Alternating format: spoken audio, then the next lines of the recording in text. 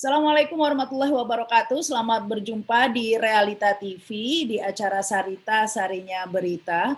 Ya, kali ini kita seperti biasa ini meskipun pandemi sudah turun ya angkanya signifikan, tapi tetap harus waspada ya. Kita ingin menyoroti atau melihat ini bagaimana dengan pandemi-pandemi di luar negeri ya, di luar negeri sana apakah juga seperti apa, karena ini kan kaitannya pasti kita jika memang di sana memang lebih rendah pasti kita ingin meniru begitu biasanya ya, dan apakah pandemi ini yang perlu diwaspadai begitu ya di pandemi ini, karena kita tahu semua orang dari awal pandemi selalu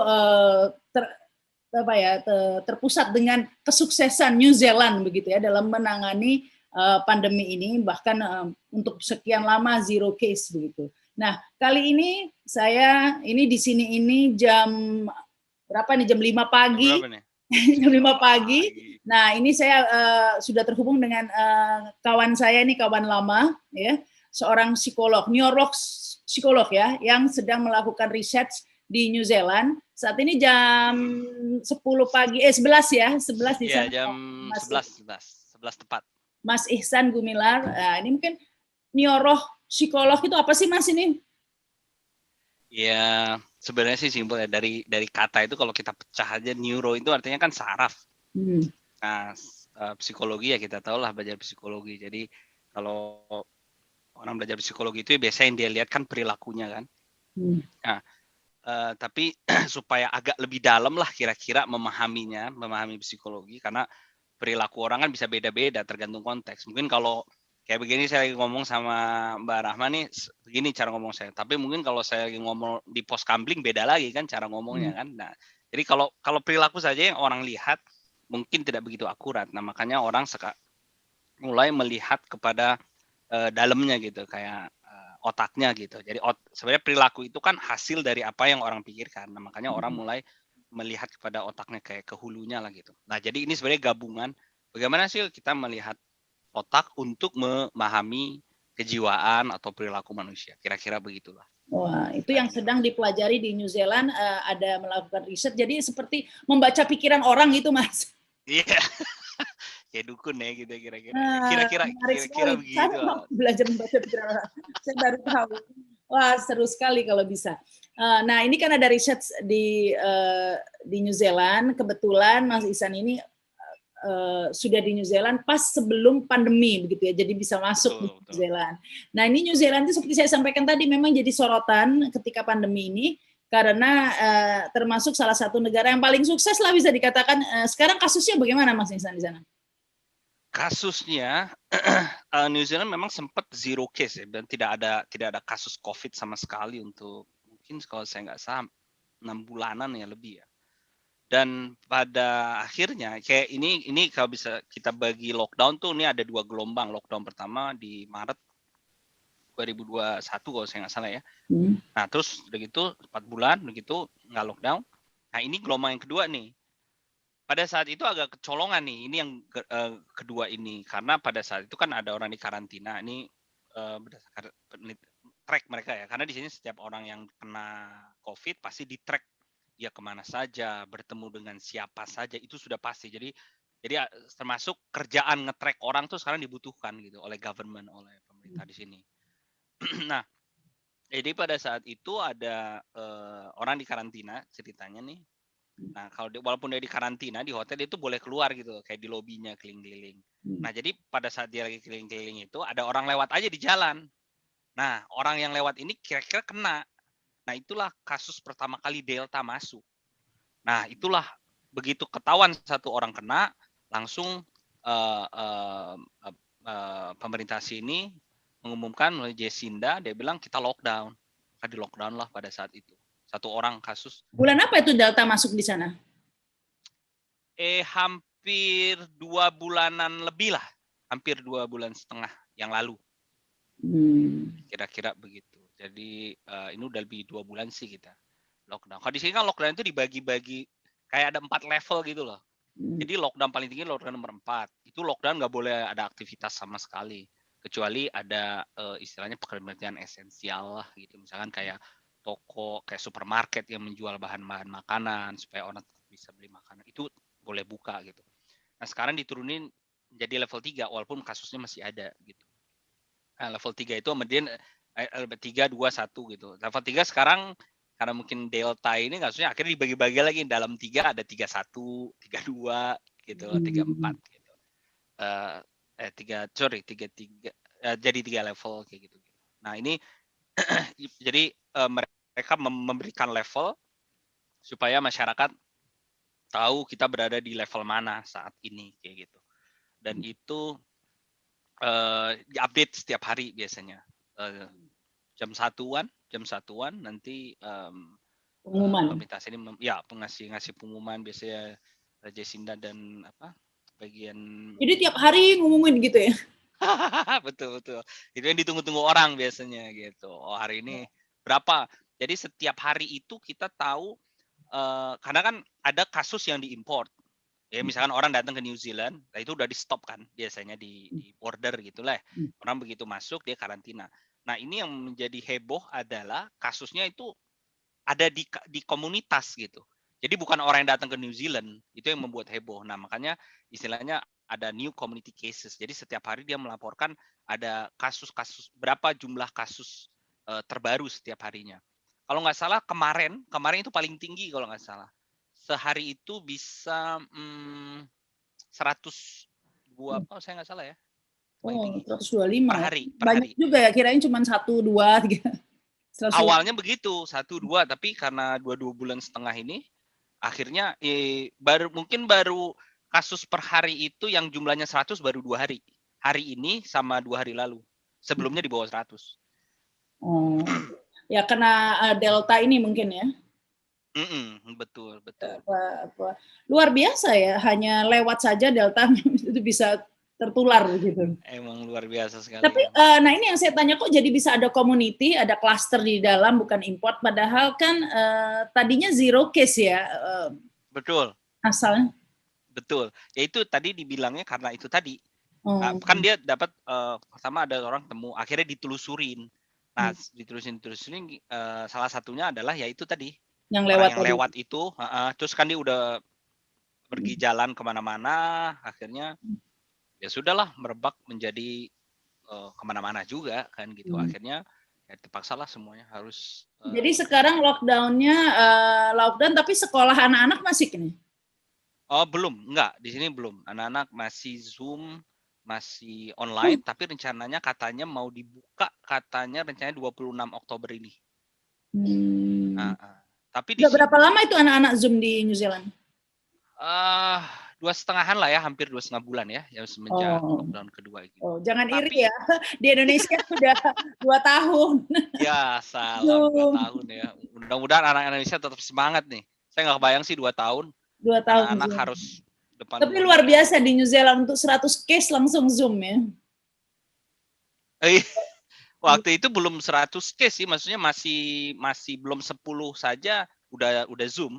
1 kasus langsung yang orang pertama itu ketahuan, dia langsung di lockdown habisnya 1 negara ini. Nah, sekarang kita ingin melihat seperti apa ya pengamanannya di sana. Kalau masuk begitu sekarang totally close ya? Totally close. Sekarang nggak bisa memang orang dari luar masuk. Yang diutamakan yang warga negara sini sajalah kayak gitu. Bisa juga karena yang permanent residence, tapi orang misalnya permanent residence kayak dia punya KTP sini lah ya. And then dia bisa masuk, tapi dia berangkatnya harus dari negara tertentu gitu. Nah, misalnya kalau Mbak Rahma mau berangkat ke New Zealand nih, misalkan ada residence di sini, permanent residence sini. Walaupun punya permanent resident nggak bisa langsung terbang dari Indonesia ke sini. Harus berangkatnya dari negara yang masuk listnya mereka. Kayak gitu. Karena screening dulu sama negara itu pasti ya. Iya, karena Indonesia nggak masuk list dia gitu. Jadi ada negara-negara tertentu saja. Betul. Nah, ini Pak, jadi ya sudah 3 tahun ya di New Zealand, Mas Ihsan ini psikolog. Mungkin bisa cerita dulu sebelum kita bicara ke COVID lagi ini. Soal research-nya ini, kabarnya juga menarik dari kita sempat ngobrol ini. Riset yang dilakukan di New Zealand ini apa ini, Mas Ihsan?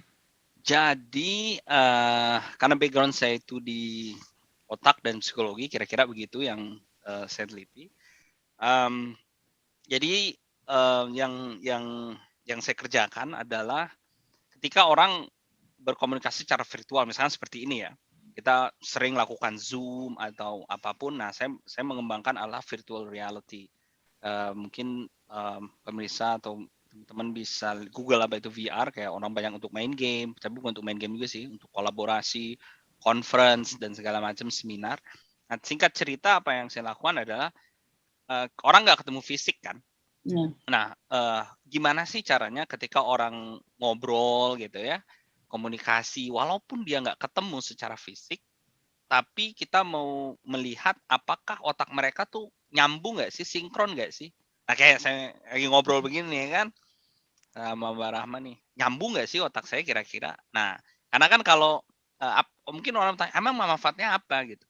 Ini bukan masalah kayak dukun baca pikiran orang atau nggak pikiran orang, bukan. Tapi ini kayak bisa kita itu lebih membuat komunikasi lebih efektif. Contoh kayak begini kan, kita di Zoom itu banyak anak-anak mungkin nggak connect, nggak paham apa yang diomongin sama gurunya gitu ya, karena online. Tapi kalau misalkan saya bisa monitor, misalkan saya lagi ngobrol, terus ada 3 orang murid, dari situ saya bisa tahu kan, mana murid yang sinkron sama saya otaknya, mana enggak. Maka dari situ, mungkin saya cara ngobrolnya, cara menjelaskannya kurang pas dan segala macam. Itu kan bisa dilihat dari gelombang otaknya dia, sinkron atau enggak sinkron. Ada alat untuk membaca gelombang otaknya? Ada, itulah yang makanya kita apa namanya, dengan alat itu kita hitunglah, kita melakukan eksperimen dan itu ada.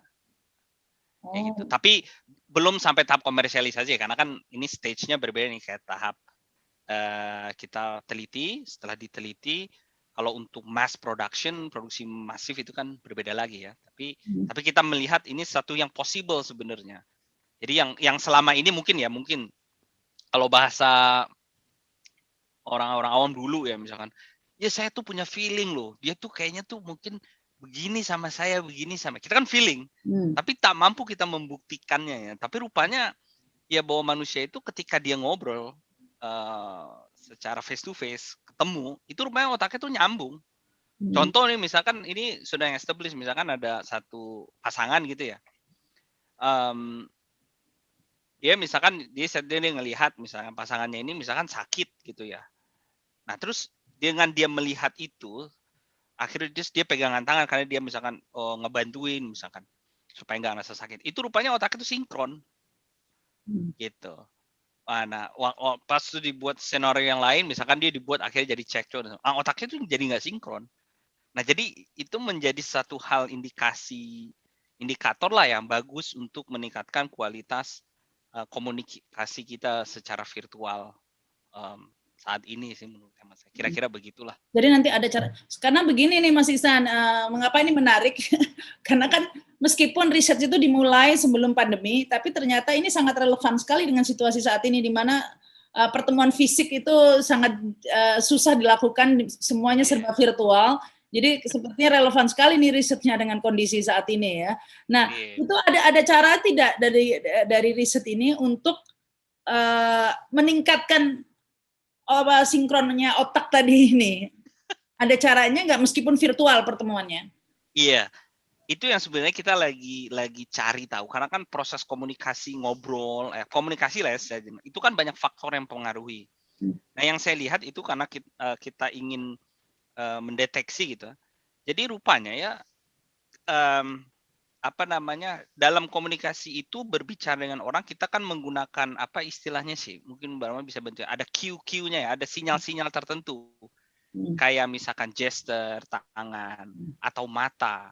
Nah, rupanya jadi kalau kita ngobrol nih misalnya sama orang, kita lihat mata dia, kita tahu dia juga lihat mata kita, itu beda ketika kita ngelihat mata dia dan dia nggak ngelihat kita, itu nggak sinkron gitu. Jauh lebih sinkron ketika kita ngobrol sama orang, matanya itu saling ngelihat dibandingkan kita ngelihat tapi dia nggak ngelihat. Karena kita ngobrol dalam hitungan detik, kita tahu nih orang yang kita ajak ngobrol, dia kok nggak ngeliatin kita ya. Mungkin dia nggak ngasih attention sama kita. Dan itu terbukti.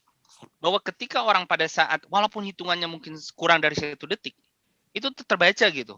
Dan mereka nggak ada sinkronisasi pada saat itu. Nah, poin yang saya sampaikan adalah mungkin untuk mengoptimalisasi supaya sinkron walaupun kita nggak visualisasi ya.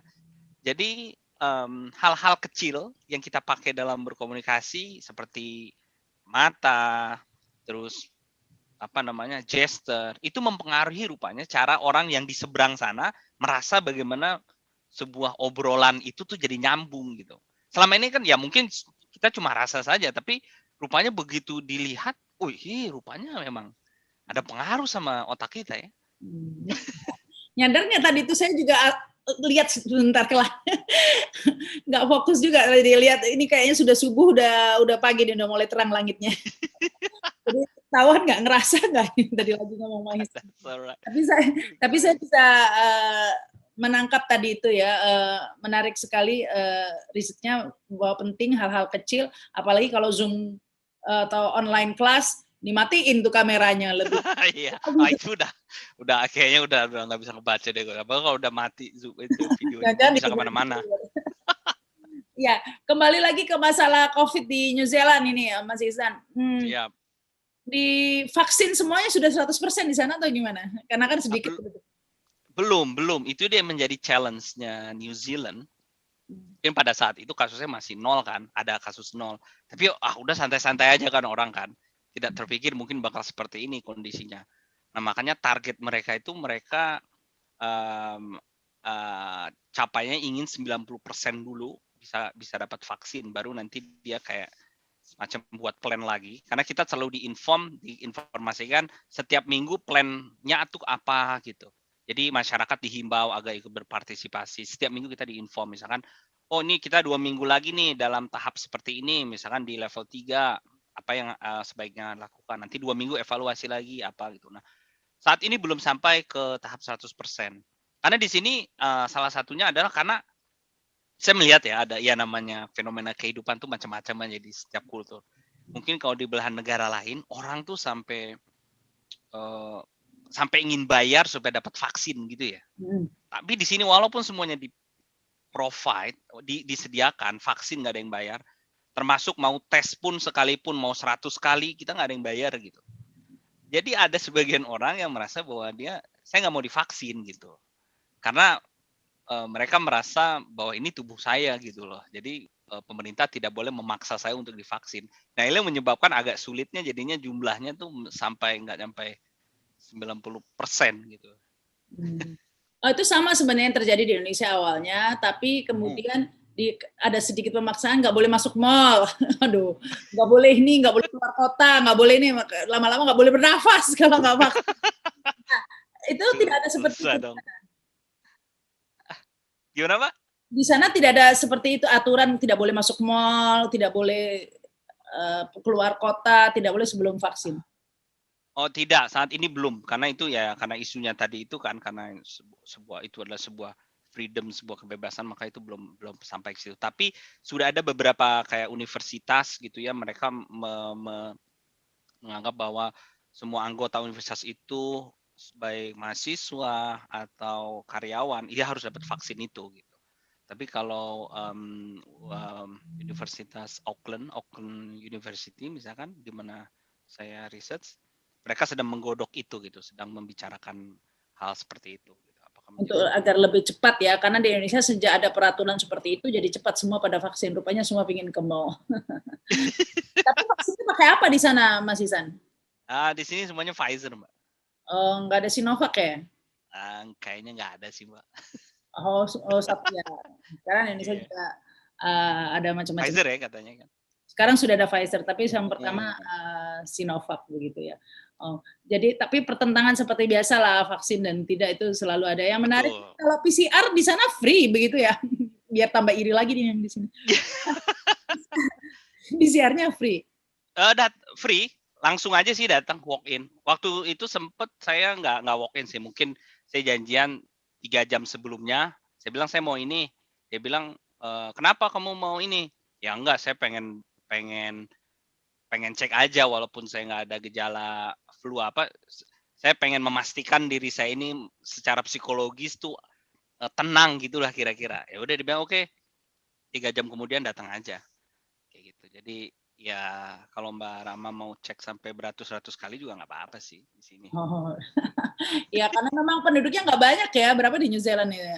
Betul. Gitu ya. New Zealand ini sekitar 5 juta saja. Hampir kurang lebih. 5 juta. Lebih Jakarta, dikit dari Jakarta ya. Jakarta satu negara. Ya mungkin, tapi di Jakarta pun kita heboh ini ya. Kemarin bulan Juli terjadi ledakan luar biasa. Ini Mas Isan, termasuk saya juga jadi kena juga. Waduh. Saya kira separuh Jakarta itu Juli Agustus itu kena saya kira. Jadi benar-benar kayak kebom COVID gitu. Jadi sekarang itu semua kena dalam waktu bersamaan, 50.000 case per hari. Wow. Dan hanya dalam waktu beberapa minggu turun drastis. Sekarang sudah 1.000-an, 1.300 seperti itu.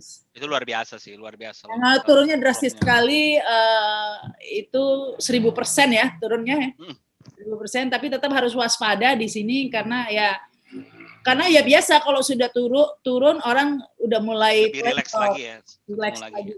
Di New Zealand kewaspadaan masyarakat bagaimana, kan mereka tahu nih, mereka rendah angkanya kasus COVID-nya, masker dan lain-lain, mereka masih patuh atau gimana? Atau sudah udahlah gitu?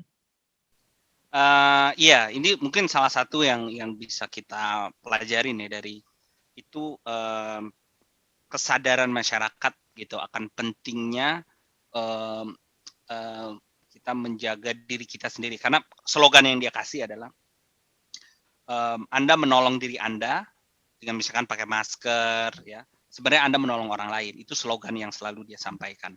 Dan termasuk di mana-mana orang pasti pakai masker. Pada saat itu pun juga ketika ada kasusnya 0, masih ada sebagian orang yang jalan-jalan dia tetap pakai masker gitu, karena dia ingin hati-hatian kayak gitu. Jadi memang saat ini tuh orang boleh ngumpul 10 orang kalau nggak salah maksimal. Kayak gitu. Nah tapi ya tetap, maksudnya kemana-mana pun orang tetap sekarang semua yang tetap harus pakai masker di bus, masuk public area itu tetap pakai masker, dan ya mungkin kayak di Indonesia juga tetap scan barcode gitu-gitu ya, karena nanti begitu misalkan ada orang yang kena COVID ini misalkan datang ke supermarket ini, nah di jam itu siapa aja yang datang langsung otomatis dikasih informasi, karena di jam 10 sampai jam 11 nih ada orang kena COVID. Kalau kamu merasa di supermarket itu jam 10 sampai jam 11, langsung segera datang untuk tes ke klinik mana saja yang menyediakan tes itu. Nanti orang-orang datang. Biasanya hasil tesnya itu keluar dalam kuranglah dari 24 jam ya, maksimal tuh sehari 2 hari lah. Dia akan SMS kita karena semua datanya begitu kita tes, dia masuk ke kayak semacam untuk badan kesehatannya lah. Jadi semua masuk tersentralisasi. Nah dari situ nanti dia akan inform kita gitu. Jadi walaupun di sini, jadi kalau mau datang aja, nggak perlu bawa KTP, nunjukin ID, nggak usah, karena tinggal sebutnya aja namanya siapa, Rahma Sarita, udah langsung keluar. Mau datangnya di klinik manapun ya oke, namanya pasti masuk, udah, jadi tinggal tes. Sekarang kita juga udah agak gitu sedikit ya. Dengan peduli lindungi itu pakai NIK ya, pakai nama ini, semuanya sudah sinkron juga semuanya ya. Cuman masalahnya ya tadi itu mungkin nggak gratis kalau tes. Ya, jadi ini kalau keluar kota atau ke luar daerah harus ada syarat PCR begitu, karena kalau di sini keluar naik pesawat PCR gitu. Dan bayar PCR-nya. Di sini waktu itu sempat nggak boleh keluar dari Auckland kan. Jadi karena takut akan menularkan gitu ya. Tapi belum sih sampai ini, maksudnya kalau kita mau keluar kota kita harus harus ada sertifikat vaksin juga, nggak ada, belum. Tapi itu memang satu hal yang masih dibincangkan pada saat itu, diobrolin lah ya di sini. Jadi untuk ngeluarin sertifikat tuh kira-kira gimana, sertifikat yaitu vaksin dan segala macam lah, masih ada pertentangan juga sih kayak gitu. Oh jadi untuk kota-kota pun sudah di lockdown, jadi bukan hanya orang yang masuk ke negara itu yang di lockdown, tapi antar kota pun di lockdown. Iya, pada saat itu di lockdown juga, karena kasusnya paling tinggi kan di Auckland. Saya tinggal kebetulan di Auckland, pada saat itu yang orang dari Auckland nggak boleh keluar. Jadi di border itu, di perbatasan dari Auckland keluar ke kota misalnya, itu dijagain polisi kan. Dia ditanya, walaupun ada juga sih case orang-orang dia yang coba kabur keluar dari Auckland tapi sempat ditutup gitu ya. Dihukum ya, Mbak. Iya. Tapi kan selalu ada ya, misalnya ada yang sakit atau mengunjungi orang yang meninggal atau apa, itu ada pengecualian pastinya. Ada sih waktu itu juga ada kayak yang meninggal gitu ya. Yang saya tahu yang pada saat pertama itu, yang lockdown pertama itu, jadi kalau sudah meninggal dia ya keluarga nggak bisa ngelihat gitu ya. Mungkin sama juga kayak Indonesia, jadi cuma hanya beberapa orang yang esensial sajalah yang bisa melihat dia dari jauh kayak gitu. Ya, pada saat ini, walaupun meninggalnya bukan karena COVID gitu ya, dia tuh pengen menjaga bahwa bahwa semua orang yang tinggal di sini tuh merasa Anda tuh layak untuk istilahnya dapat safety, Anda merasa aman, walaupun Anda bukan warga negara sini gitu. Ada satu case menarik ya Mbak Rama ya, boleh saya sharing dikit ya? Ya boleh. Pada saat itu yang pertama lockdown itu, kan New Zealand ini kan salah satunya terkenal kan karena turisnya ya. Nah pada saat itu ada turis datang, dia mengunjungi orang Indonesia tuh mengunjungi saudaranya lah kira-kira di sini. Mereka datang dengan satu keluarga juga. Kenalah lockdown, nggak bisa keluar. Nah, statusnya kan dia kayak ya visitor aja gitu ya, orang yang turis datang. Nah, tapi akhirnya dikasih sama pemerintah, ya sudah akhirnya diganti kayak anak-anaknya diizinin nanti untuk sekolah di sini. Terus nanti dia dapat subsidi juga. Walaupun dia bukan, ya maksudnya dia hanya pendatang gitu ya pada saat itu gitu ya. Karena untuk memastikan dia orang Indonesia kebetulan. Iya, orang Indonesia pada saat itu. Cuma saya nggak tahu apa dia sekarang sudah balik ke Indonesia atau bagaimana gitu. Tapi maksudnya bukan cuma untuk Indonesia aja ya, untuk pada saat itu orang yang terjebak lah istilahnya di New Zealand gitu ya.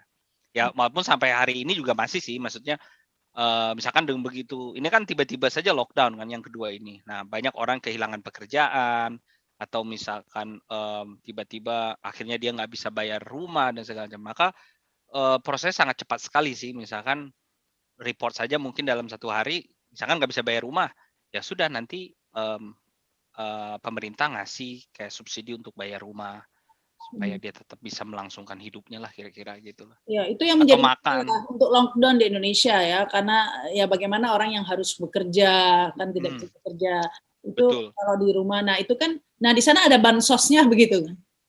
Ada. Di sini tuh kita kayak kita terima email gitu ya. Jadi di sini kamu tinggal di sini, ini food bank-nya ya. Food bank tuh kayak kalau Anda nggak punya makan, ini loh ada tempat kayak semacam Baitul Mal ya. Kalau ya Anda bisa datang ke situ, and then ya Anda bilang aja saya perlu makan apa, dan nanti dikasih makanan sama dia. Sehingga lockdown praktis efektif ya, karena orang tidak bingung mencari makan. Betul. Karena kan nggak mungkin juga kayak orang di lockdown kayak di penjara tapi nggak dikasih makan. Wah, ini kan bagaimana, orang mau nggak mau harus pilihannya sulit kan? Jadi ini Mas Ihsan sudah 2,5 bulan ya lockdownnya. Betul. Sudah 2,5 bulan dan kita juga nggak tahu sih sampai kapan ini. Karena dulu kan dari level 3 bisa turun ke 2. Nah sekarang dari 3 itu dalamnya ada level-levelnya lagi, level 1, level 31, 32, 33, baru turun ke level 2. Di Indonesia ini ada level-levelnya, PPKM level 1, level 2, level 3 gitu. Ternyata di luar negeri juga sama ya, bahkan dipecah-pecah lagi, ada level-levelnya lagi. Nah ini kan kebetulan Mas Ihsan di New Zealand juga kuliah juga ya, selain project ya, ambil PhD juga ya Mas ya? Iya, betul. Saya di sini kuliah sebagai PhD, mahasiswa S3. Jadi ya full time kerjaan saya sebenarnya saya lebih meneliti lah ya. Jadi karena saya harus lab, jadi ya baca, menulis, meneliti, analisa. Untungnya sih karena Universitas juga online. Ya, betul. Kalau anak-anak S1, ya semua lagi ujian ya, nggak salah ya. Jadi semua akhirnya dibuat ujian online. Kayak gitu. Pada saat itu, nah itu yang maksudnya satu yang saya pelajarin adalah mereka tuh punya beberapa plan gitu loh. salah satu contoh pada saat itu saya masih ingat, saya jaga ujian, di tengah-tengah musim ujian, tiba-tiba terjadi lockdown. Ujian yang sedang berjalan pada saat itu otomatis besoknya harus berubah jadi online. Dan itu kan bukan, bayangin harus ngurus ribuan orang gitu kan. Dan pada saat itu rupanya dan mereka siap gitu. Dan ini yang saya pelajari bahwa memang bukan cuma sekedar lockdown, tapi di semua aspek juga harus dipersiapkan ya, baik kesiapan orang-orangnya, apakah dia bisa beradaptasi dengan teknologinya, dan juga teknologinya tentunya dipersiapkan. Dan ini yang saya pelajarin sih ya dari mereka. Jadi begitu dari atas itu memberikan sebuah instruksi A, yang bawah tuh ngikutin, tapi bukan cuma sekedar memberi A, tapi dia sudah memberikan kayak mempersiapkan lah ya. Jadi di bawah tuh nggak bingung gitu. Jadi benar-benar satu arah gitu ya, satu komando lah kira-kira gitu ya. Jangan satu di atas A, di bawah bisa B, C, D, E. Nanti kan orang bingung kan akhirnya kan. Nah ini yang menurut hemat saya itu yang Indonesia kayak perlu pelajarin gitu. Kalau di atas kayaknya A, ngikutin berita terus di Indonesia nih rupanya, meskipun terima kasih nih Mas Ihsan, luar biasa ya, kita jadi tahu ternyata dari dulu kan kita sempat waduh enak ya di New Zealand nih, ternyata di New Zealand pun lockdown juga ya, meskipun beda level lah dengan kita ya. Saat ini lockdown, betul. Ya, ya terima kasih ini udah sharing pengalaman pandemi di New Zealand. Dan terima kasih juga yang sudah menyaksikan tayangan ini. Ya, tetap waspada meskipun angka COVID turun, dan terus tetap 3M begitu ya. Saya Rahma Sarita, wassalamualaikum warahmatullahi wabarakatuh. Makasih Mas. Waalaikumsalam warahmatullahi wabarakatuh.